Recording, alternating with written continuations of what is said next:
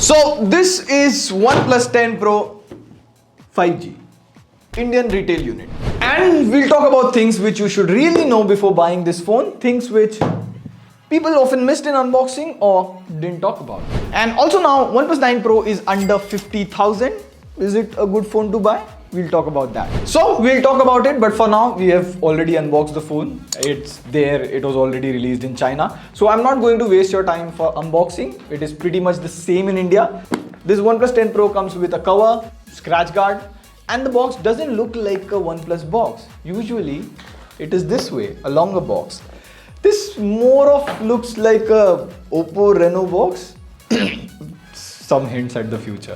And you get an 80-watt charger as well. Now, funny little thing, last year the OnePlus 9 Pro came with a PD charger, and even the phone supported PD charging. But this year there's no PD charger. And for people who don't know, PD charging is a common fast charging tech which can fast charge, like not normal charge, fast charge your laptop, TWS, smartphone, everything. However, the phone still supports PD charging, and if you have a PD charger, you can fast charge your OnePlus. Not at 80 watt, but good enough. Also, it goes 0 to 100 in about 32 minutes. Just 2 minutes better than last time. For some people, 2 minutes is still a long time. Now, the build quality and all is same as the Chinese variant. You get a glass back, curved display on the front. You get Corning Gorilla Glass Victus on the front and Corning Gorilla Glass 5 on the back. And design is subjective. You might like it. Personally, the back makes me feel like this is a huge phone.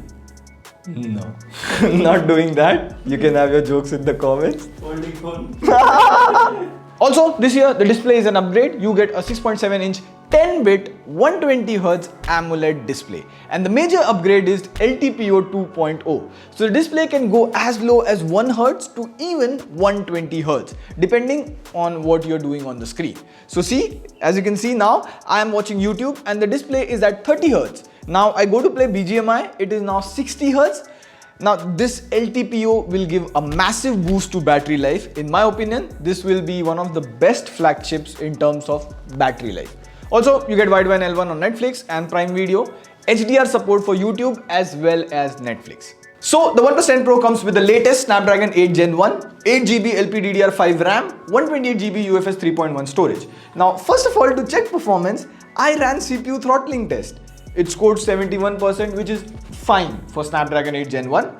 But the scores are not flagship level. So then I got interested and I ran Antutu to check, and it scored about 7,40,000 something, which is really low for a Snapdragon 8 Gen 1 phone. Then I also turned on performance mode and it then scored a bit better, 7,70,082. Usually Snapdragon 8 Gen 1 scores around 9 lakh or even more. So definitely there is throttling to control heat. But you don't buy phones to run benchmarks. So does that throttling affect games or day-to-day life? Well, let's bug me, BGMI. Now in terms of graphic settings, you can play Ultra HD 40 FPS, same like any Snapdragon 8 Gen 1 phone, but we'll play at HDR Extreme FPS. Let's go. Target down. Alright. See, I just killed 15 people and I can still kill more. But as you can see, the FPS has dropped to 53, 54. However, I didn't notice that much problem during the gameplay, but it does drop the FPS if you play at HDR settings. And one more thing which a lot of people missed, in the previous Oxygen OS 11 version, you just couldn't play 120 FPS game. The OS was locked to 60 Hz. But now let's try Alto's Odyssey. Oh, see, you can play 120 FPS game at 120 Hz. So it's good to see OnePlus stuck to their promise and they let you play 120 FPS game on a 120 FPS phone. Now, cameras are very interesting. I was actually waiting for it. But in the entire launch event, there wasn't much talk about Hasselblad camera or Hasselblad color processing, and not even on YouTube. So in case you guys don't know, OnePlus and Hasselblad moved into a 3-year partnership to work on the OnePlus camera. And the first year was more or less kind of a gimmick. So let's check now. So you have a 48 megapixel Sony IMX789 sensor. So I have to say the dynamic range for images are good. Now let's take some human photos. Let's click Manu sir. Now I saw that skin tones are very inconsistent. Like in this photo, Manu's skin tone is more towards yellow, whereas in this photo, his skin tone is more towards pink. And now let me click a photo towards bright sunlight. Let's see how it performs. Look at this photo. OnePlus has this halo effect which I'm seeing from last couple of years. So let me explain this halo thing better. And a lot of you guys asked about the Hasselblad color processing. So this is Samsung S22 and the iPhone 13. Let me click a side-by-side picture with it. So you can see the iPhone 13 and S22 doesn't have that halo problem. They do a much better job at HDR. Same is the case with selfies. The OnePlus 10 Pro has entirely blown on the background, but the HDR is better on Samsung and the iPhone. Also, I felt the selfies are a lot softer on the OnePlus 10 Pro. So in terms of camera processing, the iPhone and Samsung is way ahead of OnePlus 10 Pro. Also, you get a 150 degree 50 megapixel ultra wide angle camera. Now normally it crops in and takes a 120 degree photo, but you have a dedicated 150 degree mode where you can take that super ultra wide angle photo. Like, look at my hand, it's so wide. Also, you have an 8 megapixel 3.3x telephoto lens, so you can take those nice portrait photos. So I just noticed, if you are in portrait mode, you cannot use telephoto lens. Even if you are in the video mode, you cannot use the telephoto lens. It says 2x zoom.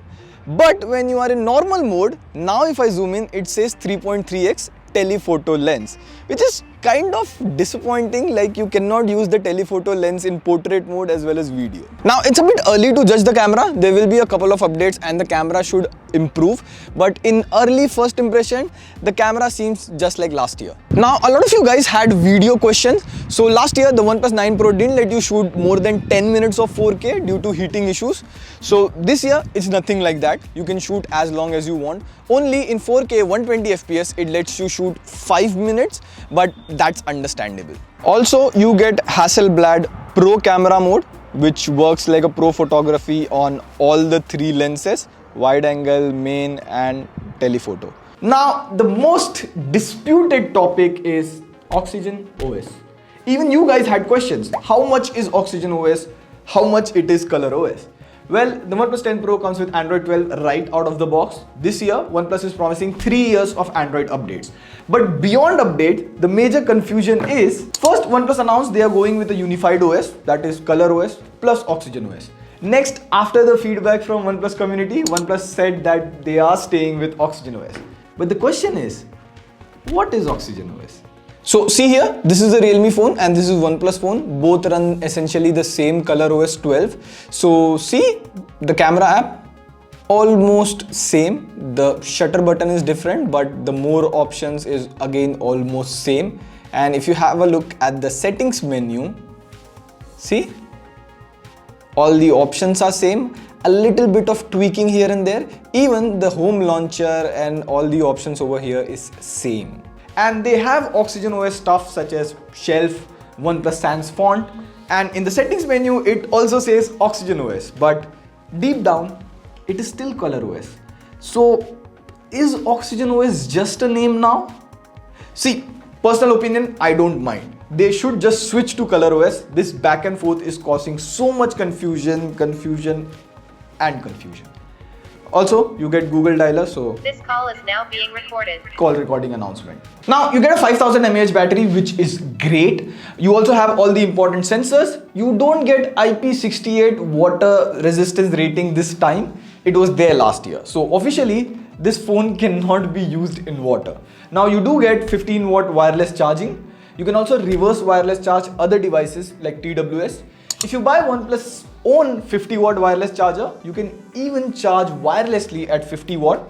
That's freaking great. And this year you have 9 5G bands, which is good. You also get 4G plus carrier aggregation. I checked it with my Airtel as well as JioSIM. See, the thing is, OnePlus 10 Pro is a vanilla phone, which does like everything 7 out of 10. It has really good specs on paper and they have priced it well at 66,999. Same price as last year.